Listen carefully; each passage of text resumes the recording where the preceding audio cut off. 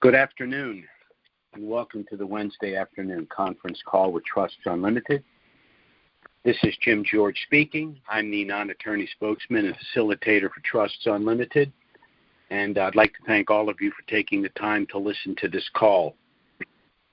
This is going to be an unusual call today. I've been doing this for going on 11 years, and to my recollection, this is the first time I'm going into a call with absolutely nothing prepared.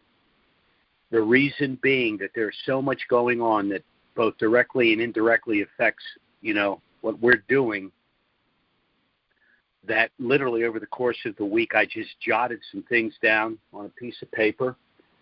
And when I started to put this call together, I just decided that I just couldn't proceed as usual. And so what I'm going to do is, and I apologize for it, I'm just going to ramble because I have a lot of thoughts about what's going on and how it's going to affect us, not only in terms of those of us that have currencies, but American citizens that just want to live their life in peace.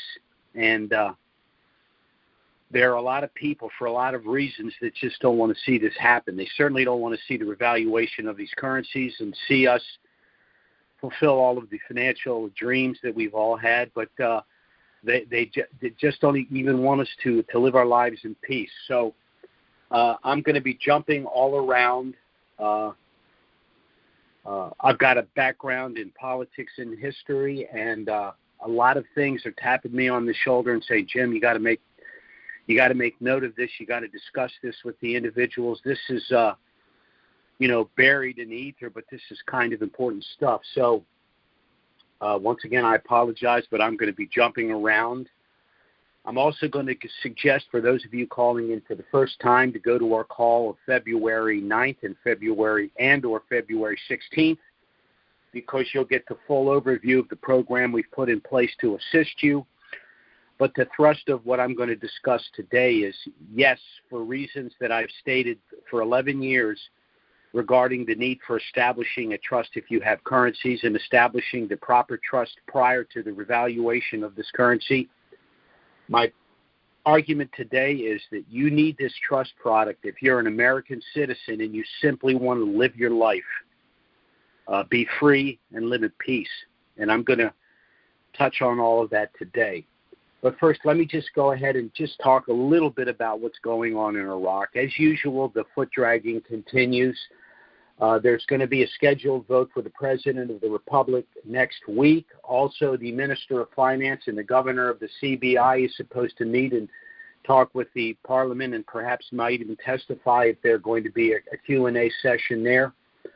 But what I expect to happen, although no one can give you a date and a rate, is I think we're probably going to see a very slow move going from the dinar at roughly 1460 against the U.S. dollar to back to 1190, then hopefully to a one-on-one with the dollar with a reinstitution, and then that dollar being floated internationally and moving to, in my opinion, north of $4.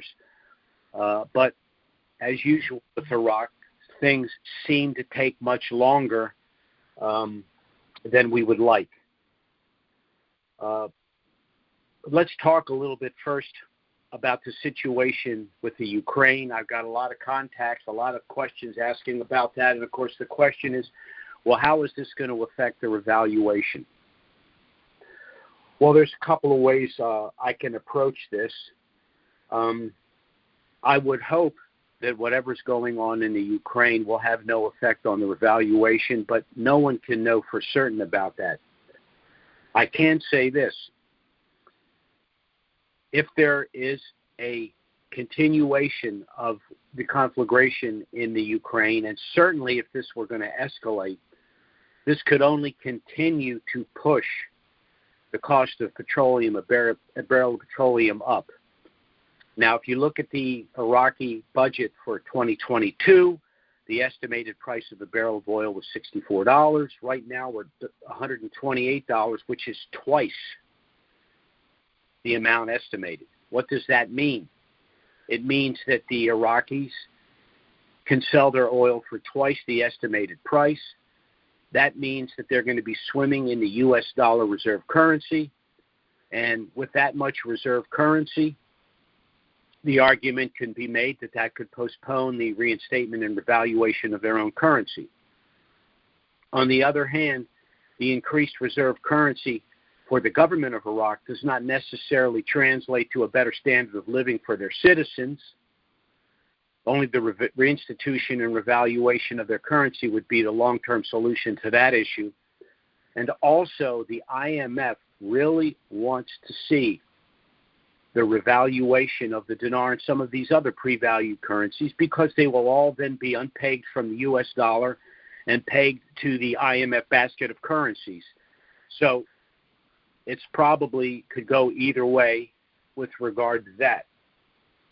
But if we take a little bit closer look at the Ukrainian issue, as I stated last week, of course, the invasion of a sovereign nation without cause is illegal and immoral.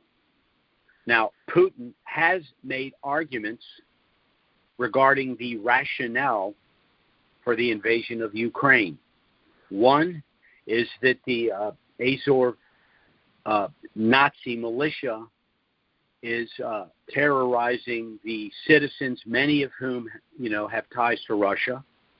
And the other argument is that Ukraine has a number of biological laboratories doing experimentation with biological weapons right at or near its border with Russia. So these are some of the reasons that they're going in. They're also arguing that the reason that a lot of civilian areas were bombed is because that's where some of these biological labs are. Now, I do not know how much of that is true, and if so, how much of that justifies what the Russians are doing. But there is an interesting side note here. The Undersecretary of Department of State in the United States, Victoria Nuland, several weeks ago said the idea that there were biological labs in the Ukraine is preposterous. This week, she had to acknowledge that there are, in fact, biological labs in the Ukraine, and her fear is that Russia might get access to them. Now, we know she didn't tell us the truth before, so is she telling us the truth now? Is the truth a legitimate concern that the Russians will somehow take these biological labs and use them to their own end to further some biological weapons program? Or is it possible that they will find out that the United States was actually involved in the creation of those biological labs? We will find out whether that's the case or not. So that's where we stand with regard to the issue with Ukraine right now. Yes, this thing could get a lot worse before it gets better. I was thinking about getting into a little bit of the history of the issue of the Nazis, because you can make a claim, and as I said, I'm a student of history and I pay close attention to this, and there's a lot going on the underneath surface of all of this. But if you go back to the Third Reich, and specifically Joseph Goebbels, who was the minister of propaganda, he made absolutely no bones about the fact that the propaganda movement of the Nazis was modeled after the early 20th century American progressive movement. And he cited two individuals specifically. One, the eugenicist Margaret Sanger, and the other is a gentleman by the name of Edmund Bernays, who's considered the father of American propaganda. He was also called the father of spin. And they modeled their propaganda and a lot of their underlying theory behind the American progressive movement. We know that ISIS, of course, has its lineage back to the Nazis. If you even look at the Antifa movement in the United States, take a look at their tactics, of course, come right out of the Nazi playbook. But if you look at the Antifa flag and compare it to the Nazi flag, there is a lot of artistic overlap there. And, of course, the Azov Nazi militias that allegedly exist in the Ukraine trace some of their lineage back to the Balkans. There was an alliance in World War II between some Arab nations and the Nazis, allegedly because of their mutual disdain for the Jew. As a matter of fact, the Mufti of Jerusalem was a Sunni, and he advocated for the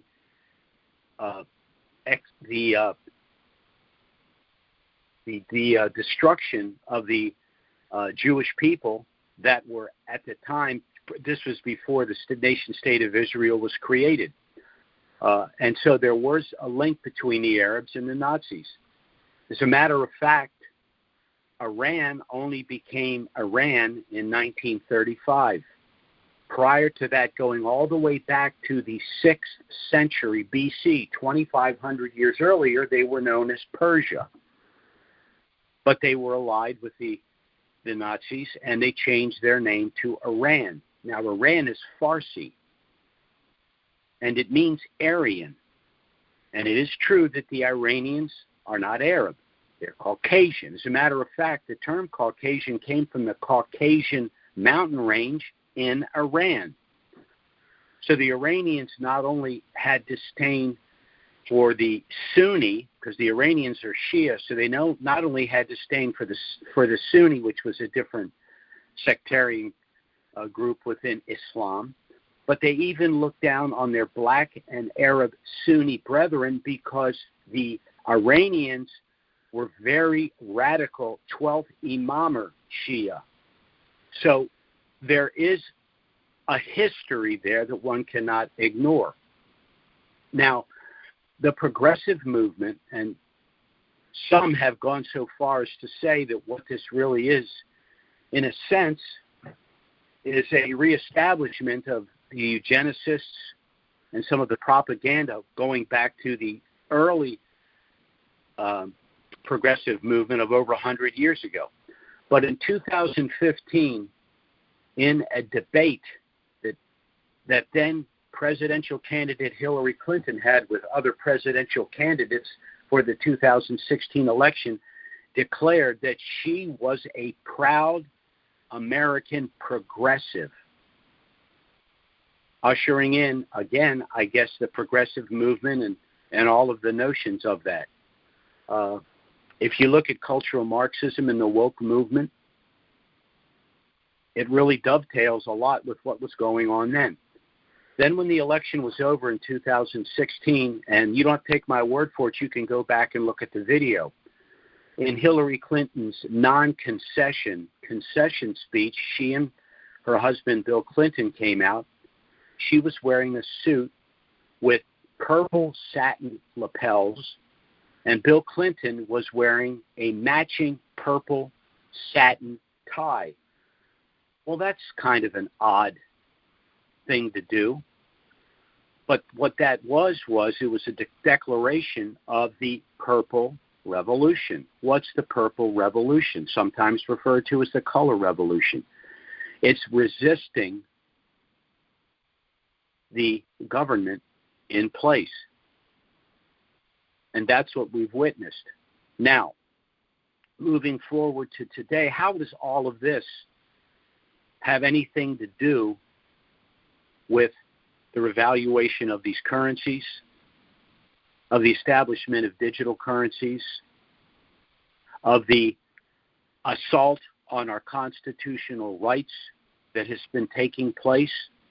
Well, let's take a larger view, not just the United States, because we're actually in better shape than most countries. There's something called the Five Eyes. And these are the 5 countries that share intelligence, and they are loosely aligned. And these countries are the United States, Canada, Britain, Australia, and New Zealand. And what's happened since the advent of COVID, and I'm not going to get into what's going on with COVID and all of that. That's a whole nother discussion. But what's happened in 4 of these 5 countries, except the United States? I'm referring to Canada, the Soviet Union, Australia, New Zealand. the rights of the citizens have basically been suspended. We're talking about their freedom of movement, the decision whether or not to be vaccinated, access to their own bank accounts, and the tactic of isolating, humiliating, and intimidating these people has gone on. Now it's gone on in this country, but not to the extent that it has in the other countries. Why? Because we have a constitution. And the left in this country, as hard as they may try, are having a difficult time circumventing the Constitution. Now, the reason I'm bringing up the Constitution is not just in the context of our civil liberties, but in the context of these currencies and how we can protect ourselves. Now, for nearly 11 years, we've been marketing our trust for dinarians, and we've explained as simply as we can that by transferring any asset, but particularly currencies, to an irrevocable trust prior to their appreciation protects you in a number of ways. And that continues to be the case, and that's why I'm suggesting you go to our call of February 9th and February 16th to understand specifically why you need to establish a trust prior to the revaluation of these currencies if you are, in fact, the holder of the dinar and some of these other currencies. But now I want to touch on why, if you are an American citizen, you need to establish this trust and take advantage of your constitutional rights, because the bunch that are in D.C. right now are doing everything they can to suspend those rights and to separate you from those rights. Now, I'm going to get into a couple of things here and explain how this works. But basically, the approach that they're trying to use now is to control the currency. If you listen to the State of the Union speech, you probably noticed, like I did, that all of a sudden, and remember, the initiation that Biden made initially in the speech was about the Ukraine. And did you notice that people were not wearing masks, and the Democrats were hugging and backslapping and kissing each other? And I don't know about you, but I thought to myself, well, that's odd. What happened to all of their masks and their social distancing and their virtue signaling, those of us that were not part of that? What happened? That's all over with. Why? Because now they have a new boogeyman, Russia and the Ukraine situation. But I want to move now to the long-term objective, and that is controlling us through the currency, and how having these trusts can protect you from what they're attempting. I'm going to go back. I'm going to read a little bit here, because we're going to rely on the Constitution now, because that's our protection. Article 1, Section 8 of the Constitution. Congress, quote, Congress shall have the power to coin money, regulate the value thereof, and of foreign coin. Section 10. No state shall make anything but gold and silver coin a tender in payment for debts. Section 10, Clause 1. There shall be no law impairing the obligation of contracts or to grant any title of nobility. Now, what does all this mean? First, it means that we have the ability to coin our own money, which we don't do right now. Second, gold and silver are legal tender. And third, there shall be no law impairing the obligation of contracts, and a trust is a contract, and that they cannot grant any title or nobility. That means no American is exempt from the laws of the land. They have no special privileges. We are all equal. Now we have the Fourth Amendment of the Constitution, quote, the right of the people to be secure in their persons, houses, papers, and effects against unreasonable searches and seizures shall not be violated, and no warrant shall issue but upon probable cause supported by an oath or affirmation, and particularly describing the place to be searched and the persons and things to be seized. In other words, we are all entitled to due process. So Article 1, Section 8 says they cannot obstruct our ability to establish contracts, and a trust is a contract protecting your privacy, and that contract cannot be infringed upon without probable cause, due process. Then we have the 16th Amendment. The Congress shall have the power to lay and collect taxes on incomes from whatever source derived without apportionment among the states and without regard to any census or enumeration. Basically, they've established the federal tax in 1913 via the 16th Amendment. It was ratified, by an Article 5 convention, meaning it was not passed by 2/3 of the House and Senate, but it went to a constitutional convention ratified by 38 states. Now, how did they do this? How did they manage to convince these states to create a federal tax? By saying that they would only tax 7% of one's income in excess of $500,000. There was about 2,500 people in the entire country at that time that made more than $500,000 a year. So basically what they were saying was, the tax is no big deal. We're only going to tax the uber rich. Well, of course, we know what happened with that. Now we're all taxed. But the 16th Amendment did something else. It also created something called the Federal Reserve. Well, what is that? That's a private corporation. And that corporation literally creates our currency from nothing. The United States dollar used to say on it a United States dollar. Now it says a Federal Reserve note. The Federal Reserve is not federal. It's a private company. It is not a reserve. There is no reserve. It literally prints money. And a note is a debt. In other words, the federal government created a private entity which literally prints helicopter money, lends it to the federal government at interest, and so the federal government needed to create a tax in order to pay the interest on a debt, a note created by a private organization when they had the power constitutionally to create their own currency with zero interest. So what's our Congress do? They pass bills, they spend money that we don't have, and they borrow it. A lot of that money goes to foreign aid. A lot of that foreign aid goes to corrupt countries. And Ukraine is what? A country that had a corrupt government put into place in 2014 by the United States. And what do these people do? They launder money. Money is given to countries like Ukraine at the time.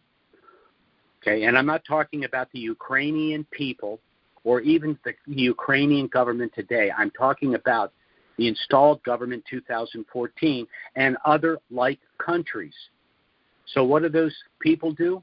They give that money back to our Congress through dummy corporations to help them get reelected, through their nonprofits, through charitable organizations. Now, 90% of the people that are voted into Congress are not millionaires. 90%. 90% of the people in the Congress, when they leave the Congress, leave as millionaires. How do you become a millionaire on that salary? You don't. You become a millionaire by making sure that we print money, that money is handed out to various individuals who then siphon the money back to them. Now they're going a step further now. They're in the process of trying to create country to country their own digital currency and then ultimately a one world digital currency. Now, if they create a digital currency and there's no more hard currency, they control everything. That means they control your behavior. That means they control how much money you have access to. In Europe today, in the EU, depending upon the country, you could have €1 million in a bank, but you could only withdraw anywhere from 1,000 to 2,500 euros from that bank account on any given day. Now, you have ATM machines and you can write checks and do all of that, but the point is they're trying to control hard currency. And they're trying to do that here. Now, how does all of that impact us? We hold dinar, dong, rupiah, zim, and maybe some other currencies as well. Our hope and our belief, and I'm one of the people that believe as much, that certainly the dinar and some of these currencies are going to revalue. Now, I think what they're trying to do is get their digital currency in place before this happens. I hope and I don't think that's going to happen. But once we do our exchange and we have the money in the bank, if you've established one of our trusts, you will have put that money into a trust bank account. And you're going to move that money, as much of it as you can, as quickly as you can, to tangible assets and out of control of their digital currency. And according to Section 643A and B of the Internal Revenue Code, buying and selling tangible assets within irrevocable trusts is tax deferred. So there's tax benefits in addition to your privacy being protected. Now, if the government wants to come after us for this activity, they're going to have to show cause in a court because your money is protected. It's in trust. But whether you have currencies or not, you need to establish a trust product like ours. You need to place your assets in that trust. You need to avail yourself of the protections of the Fourth Amendment of the Constitution, which requires the government show cause for trying to confiscate your money, control the flow of liquidity, and all of these other issues.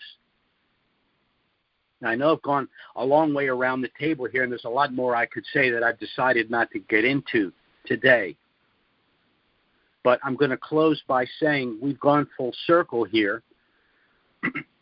The people that established the central bank in the United States, which is the Federal Reserve, and the Federal Reserve is a central bank. They use the euphemism Federal Reserve, but it is a central bank. The creation of the Federal Reserve is we now have the same people that want to create a digital currency to complete their control of us.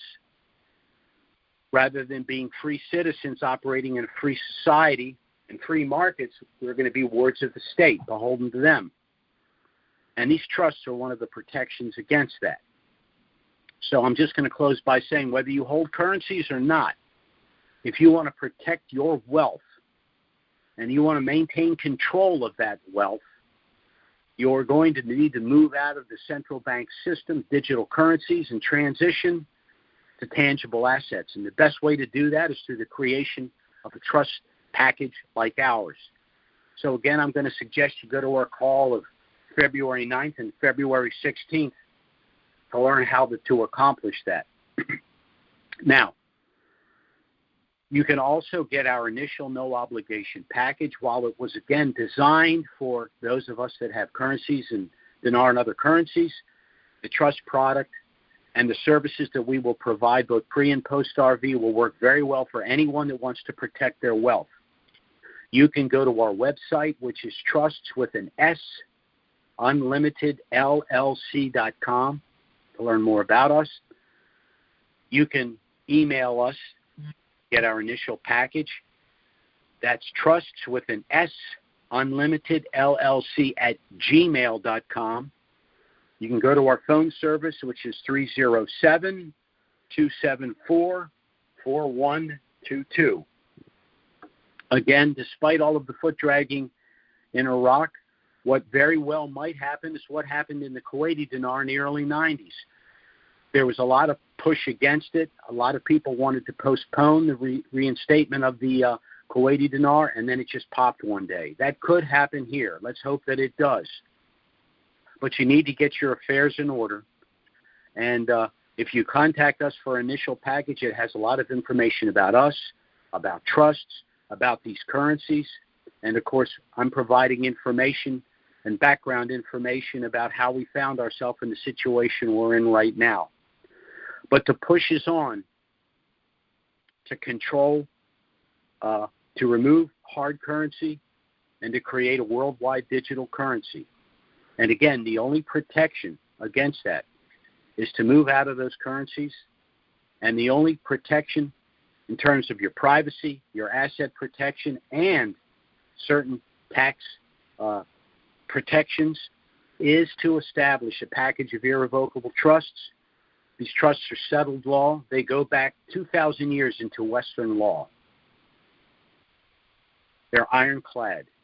So contact us. We'll be glad to send you our initial package. Now, we will be back next Wednesday with a normal call. Certainly, if something of a dramatic nature were to happen between now and then, we'll try to get out an emergency email and schedule an emergency call. But failing that, we will be back next Wednesday, noon Eastern, 9 a.m. Pacific. Thanks for listening, everyone. Have a great week. Bye-bye.